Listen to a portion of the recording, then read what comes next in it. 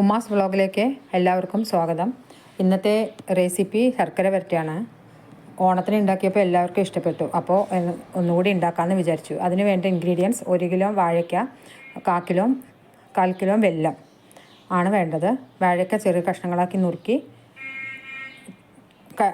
കഴുകി എണ്ണയിലേക്ക് ഇടുക. എണ്ണ നല്ല ചൂടായതിന് ശേഷം മാത്രമേ ഇടാവൂ.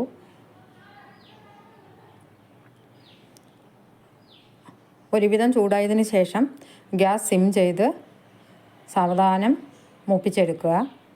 കുറച്ച് സമയമെടുക്കും.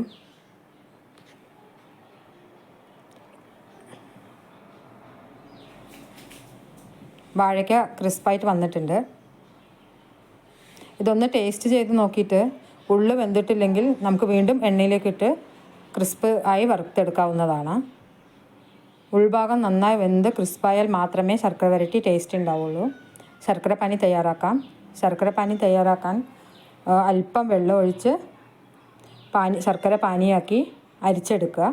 അരിച്ചെടുത്തതിന് ശേഷം ഒരു നൂൽ പരുവം ആകുന്നത് വരെ ഇളക്കി കൊടുക്കണം.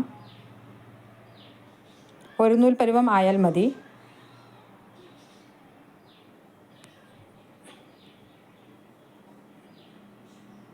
നമ്മൾ കയ്യിൽ വെച്ച് നോക്കിയാൽ ഇങ്ങനെ നൂല് പരുവം വരും. അപ്പോൾ ആ വറുത്ത് വെച്ച വാഴയ്ക്ക നമുക്ക് ഇതിലേക്ക് ഇട്ട് കൊടുക്കാം. ഇട്ട് കൊടുത്ത് എല്ലാവരെയും ഒന്ന് യോജിപ്പിച്ചതിന് ശേഷം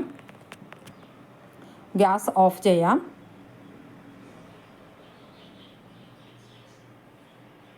അപ്പോഴേക്കും ചുക്ക്, ഏലക്കായ പൊടിച്ചെടുക്കാം. ഇവിടെ നേരത്തെ പൊടിച്ചു വെച്ചിരുന്നു. പഞ്ചസാര കൂട്ടി പൊടിച്ചാൽ എളുപ്പം പൊടിയും. ആ പൊടി നമുക്കിതിലേക്ക് ഇട്ട് കൊടുക്കാം.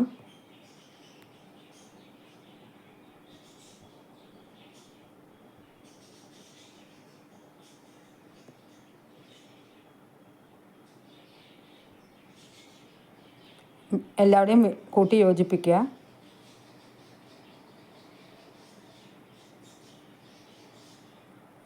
എല്ലാവരുടെയും നല്ലവണ്ണം ഇളക്കി യോജിപ്പിക്കണം.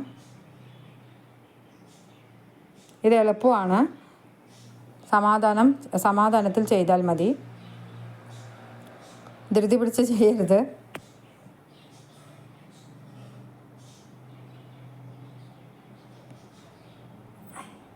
തണുത്തതിന് ശേഷം ഒരു എയർ ടൈറ്റ് ഡബ്ബയിലേക്ക് മാറ്റാം.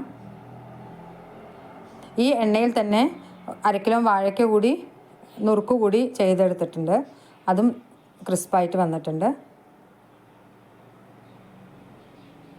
ശർക്കര വരട്ടി റെഡി. ഇത് നുറുക്ക് വറുത്ത് വെച്ചതാണ്.